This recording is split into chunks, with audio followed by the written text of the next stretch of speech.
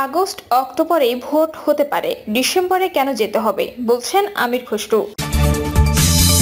এদিকে ইশরাককে মেয়রের দায়িত্ব বুঝিয়ে দেওয়ার দাবিতে এবার ব্লকেট কর্মসূচি। জানাবো সাম্য হত্যার বিচার দাবিতে 48 ঘন্টার আলটিমেটাম। এবং সর্বশেষ জানাবো অন্তর্বর্তী সরকারের সিদ্ধান্তের সীমা নিয়ে এত বিতর্ক কেন। শুনছিলেন সংবাদ শিরোনাম, এবারে বিস্তারিত। আগস্ট অক্টোবরেই ভোট হতে পারে, ডিসেম্বরে কেন যেতে হবে বলছেন আমির খসরু। নির্বাচন যত বিলম্বিত হচ্ছে দেশকে তত বেশি অস্থিরতার দিকে ঠেলে দেওয়া হচ্ছে বলে মন্তব্য করেছেন বিএনপির স্থায়ী কমিটির সদস্য আমির খসরু মাহমুদ চৌধুরী। তিনি প্রশ্ন রাখেন, নির্বাচনের জন্য ডিসেম্বর পর্যন্ত যেতে হবে কেন? আমি তো দেখছি ডিসেম্বর পর্যন্ত যাওয়ার কোনো কারণ নেই। নির্বাচনের জন্য 3 মাস সময় দরকার। আগস্ট, সেপ্টেম্বর বা অক্টোবরে নির্বাচন হতে পারে। বিএনপির এই নেতা বলেন, সরকার এমনভাবে কাজ করছে যেন তারা একটি নির্বাচিত সরকার, অথচ এটি অন্তর্বর্তী সরকার। তাদের দায়িত্ব ছিল একটি সুষ্ঠু ও অংশগ্রহণমূলক নির্বাচন আয়োজন করে ক্ষমতা নির্বাচিত সরকারের কাছে হস্তান্তর করা। সরকারের সমালোচনা করে তিনি বলেন, করিডোর, বন্দর, বিনিয়োগ সম্মেলন এসব গুরুত্বপূর্ণ বিষয় নিয়ে সিদ্ধান্ত নেওয়া হচ্ছে। প্রশ্ন হলো, এই সরকারের এসব সিদ্ধান্ত নেওয়ার বৈধতা কোথায়? এ সময় ঢাকা দক্ষিণ সিটি কর্পোরেশনের মেয়র সংক্রান্ত আদালতের আদেশ বাস্তবায়ন না হওয়ায় অসন্তোষ প্রকাশ করেন আমির খসরু। তিনি বলেন, আদালতের আদেশ মানা না হলে আইনের শাসনের প্রশ্ন চলে আসে। রাষ্ট্রীয় প্রতিষ্ঠানগুলো কার স্বার্থে কাজ করছে সেটিও এখন প্রশ্নবিদ্ধ। সরকার বলে সংস্কার হবে, ঐক্যমত্য হবে, কিন্তু সেই ঐক্যমত্য কোথায় তৈরি হচ্ছে? কাদের সঙ্গে এই ঐক্যমত্য? বিএনপি সিনিয়র নেতা বলেন, বাংলাদেশে আমরা একটি স্থিতিশীল সহাবস্থানে রাজনীতি করতে চাই, সাংঘর্ষিক কোনো রাজনীতি আমরা চাই না। যারা বিশ্বের বিভিন্নভাবে এটিকে ভিন্ন দিকে নিতে চাচ্ছেন, আমরা তার বিরোধিতা করবই। আমির খসরু বলেন, আগামীতে যত নির্বাচন হবে তা যেন সুষ্ঠু গণতান্ত্রিক প্রক্রিয়া হয়, এটি যেন একটি রুটিনে পরিণত হয়। সরকার যে আস্থা হারাচ্ছে এটি দেশের জন্য দুর্ভাগ্য। বিএনপির পক্ষ থেকে 2 মাস আগে বলা হয়েছে আওয়ামী লীগ নিষিদ্ধের বিষয়টি লিখিত দিয়েছি, অর্থাৎ আইনি প্রক্রিয়ায়। কিন্তু সরকার নাটক কেন করলো? মানুষের মনে এমন প্রশ্ন রয়েছে। ইশরাককে মেয়রের দায়িত্ব বুঝিয়ে দেওয়ার দাবিতে এবার ব্লকের কর্মসূচি। ঢাকা দক্ষিণ সিটি কর্পোরেশনের মেয়র হিসেবে বিএনপি নেতা ইশরাক হোসেনকে দায়িত্ব বুঝিয়ে দেওয়ার দাবিতে ব্লকের কর্মসূচি ঘোষণা করেছে তার সমর্থকেরা। তিনি বলেন, সোমবার সকাল 11টা থেকে নগর ভবন ব্লকেড ও এর আশপাশ এলাকায় ব্লকেড কর্মসূচি শুরু হবে। বিকাল 3টা পর্যন্ত নগর ভবনের সামনে এই কর্মসূচি চলবে। এদিকে রোববার সকাল 9টা থেকে নগর ভবনের সামনে ছোট ছোট মিছিল নিয়ে আসেন ইশরাক সমর্থকরা। তারা নগর ভবনের ফটকগুলো অবস্থান নিয়েছেন, ভেতরের বিভিন্ন ফটকে ঝুলিয়েছেন তালা।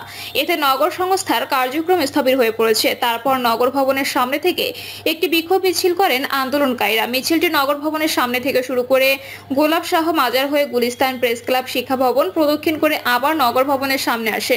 নগর ভবনের প্রধান ফটক ও সামনের সড়কে অবস্থান নেওয়া আন্দোলনকারীরা বিভিন্ন স্লোগান দিয়ে নিজেদের দাবির কথা তুলে ধরেন। এর মধ্যে রয়েছে শপথ শপথ শপথ চাই, ইশরাক ভাইয়ের শপথ চাই, শপথ নিয়ে টালবাহানা চলবে না, চলবে না, অবিলম্বে ইশরাক হোসেনের শপথ চাই, দিতে হবে, জনতার মেয়র ইশরাক ভাই, অন্য কোনো মেয়র নাই, প্রভৃতি।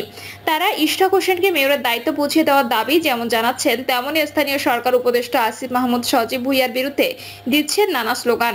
ঢাকার গেন্ডারিয়া থেকে আসা যুবদল কর্মী মহিউদ্দিন আহমেদ বলেন, ইশরাক হোসেনকে মেয়রের দায়িত্ব বুঝিয়ে দিতে টালবাহানা করছে সরকার, আর এতে নেতৃত্ব দিচ্ছে উপদেষ্টা আসিফ। দাবি আদায় না হওয়া পর্যন্ত আমরা আন্দোলন চালিয়ে যাব। পুরান ঢাকা টিকাটুলি থেকে আসা সৈকত পাল বলেন, মেয়র ঘোষণা করে গেজেট পাস হয়েছে, শপথ কেন পড়ানো হচ্ছে না? অনতিবিলম্বে তাকে মেয়রের দায়িত্ব বুঝিয়ে না দেওয়া পর্যন্ত আমরা কর্মসূচি চালিয়ে যাব। অবিভক্ত ঢাকা সিটি কর্পোরেশনের প্রয়াত মেয়র সাদেক হোসেন খোকার ছেলে ইশরাককে মেয়রের দায়িত্ব বুঝিয়ে দেওয়ার দাবিতে বুধবার থেকে কর্মসূচি পালন করে আসছেন তার সমর্থকরা। সেদিন থেকে ডিএসসিসি নগর ভবন কার্যত অচল। অপরদিকে দাবি আদায়ের শনিবার সচিবালয় অভিমুখে যাত্রা হয়। এই কর্মসূচির পর স্থানীয় সরকার মন্ত্রণালয়ের উপদেষ্টা আসিফ মাহমুদ সজীব ভুইয়াকে অবাঞ্ছিত ঘোষণা করেন ইশরাকের সমর্থকরা। ডিসেম্বরে সচিবালয়ে অগ্নিকাণ্ডের ঘটনায় ক্ষতিগ্রস্ত হওয়ার পর থেকে স্থানীয় সরকার, পল্লী উন্নয়ন ও সমবায় মন্ত্রণালয়ের দাপ্তরিক কাজ চলছে ঢাকা দক্ষিণ সিটি ভবনে। নিজেকে ডিএসসিসি মেয়র হিসেবে শপথ পড়ানোর প্রয়োজনীয় ব্যবস্থা নিতে শনিবার স্থানীয় সরকার বিভাগে চিঠিও দেন ইশরাক হোসেন। এরপর সন্ধ্যায় ডাকেন সংবাদ সম্মেলন। এক সাংবাদিক ইশরাকের কাছে জানতে চান, স্থানীয় সরকার উপদেষ্টার সঙ্গে তার কোনো বিরোধ আছে কিনা।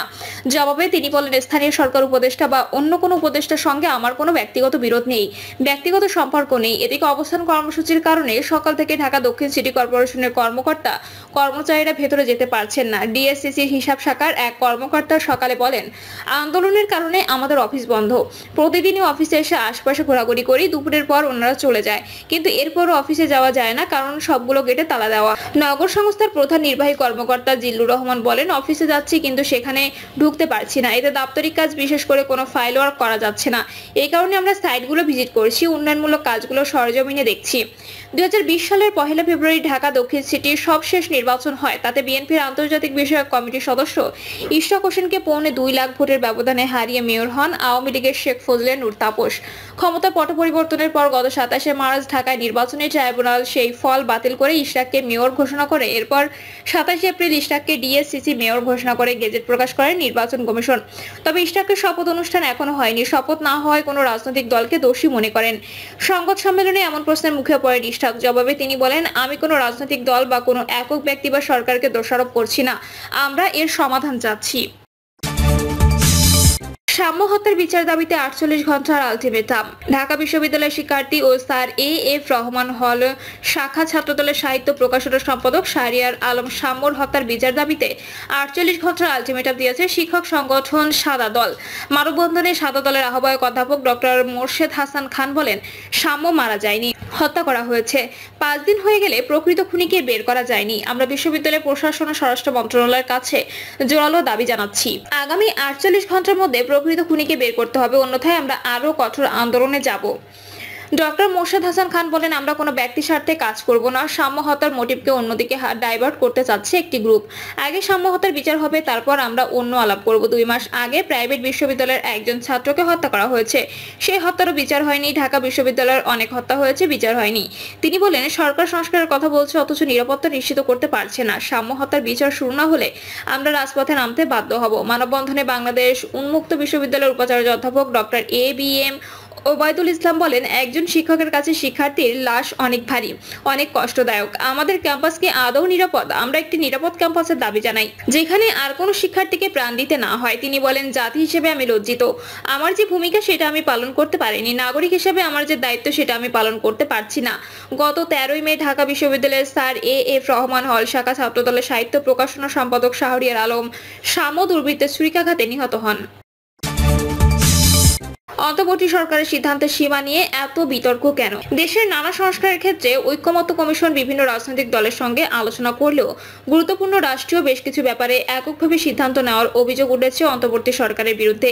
সম্প্রতি রাখাইনে মানবিক করিডোর, চট্টগ্রাম বন্দর, বিদেশিদের ব্যবস্থাপনায় দেওয়া IMF এর ঋণের জন্য NBR বিলুপ্ত করা সহ অন্তর্বর্তী সরকারের আরও কিছু সিদ্ধান্ত নিয়ে প্রশ্ন উঠেছে বিভিন্ন মহলে।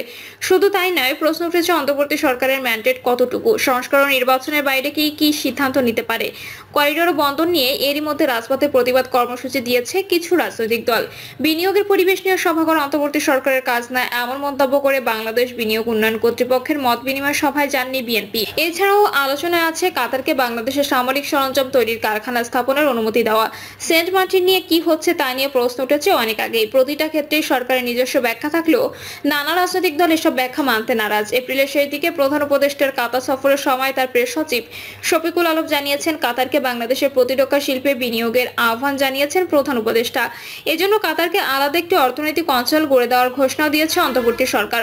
বেশ কয়েকটি রাজনৈতিক দল এরই মধ্যে অন্তর্বর্তী সরকারের এই সব কাজের ম্যান্ডেট নিয়ে প্রশ্ন তুলেছে। বাংলাদেশ অর্থনীতি সমিতির সাবেক সাধারণ সম্পাদক অধ্যাপক আইনুল ইসলাম মনে করেন, এই সরকার চাইলেই সবকিছু করতে পারে না। অধ্যাপক আইনুল বাংলাদেশের বর্তমান অন্তর্বর্তী সরকারকে তত্ত্বাবধায়ক সরকার ব্যবস্থার সঙ্গে তুলনা করেন। তিনি মনে করেন, তত্ত্বাবধায়ক সরকার রুটিন ওয়ার্ক করে, তাদের প্রধান কাজ হলো নির্বাচন। এই সরকার একটি বিশেষ পরিস্থিতি সরকার, এটা আমরা সবাই জানি। তারপরও তাদের নির্বাচনকে কেন্দ্র করেই এগিয়ে যাওয়া উচিত। প্রধান উপদেষ্টা প্রেস সচিব শফিকুল আলম তত্ত্বাবধায়ক সরকারের সঙ্গে অন্তর্বর্তী সরকারের সঙ্গে তুলনার ব্যাপারে একমত নন। তিনি ডয়চে ভেলেকে বলেন, প্রত্যেকটা বিষয়ে এই সরকারের ম্যান্ডেট আছে, আপনাকে বুঝতে হবে এটা গণঅভ্যুত্থানের সরকার, এটা আগের তত্ত্বাবধায়ক সরকারের মতো না। প্রত্যেকটা বিষয়ে অন্তর্বর্তী সরকারের ম্যান্ডেট আছে। প্রিয় দর্শক, এই ছিল এখনকার সর্বশেষ সংবাদ। আপডেট সব সংবাদ পেতে চ্যানেলটি সাবস্ক্রাইব করে বেল আইকনটি ক্লিক করে রাখুন।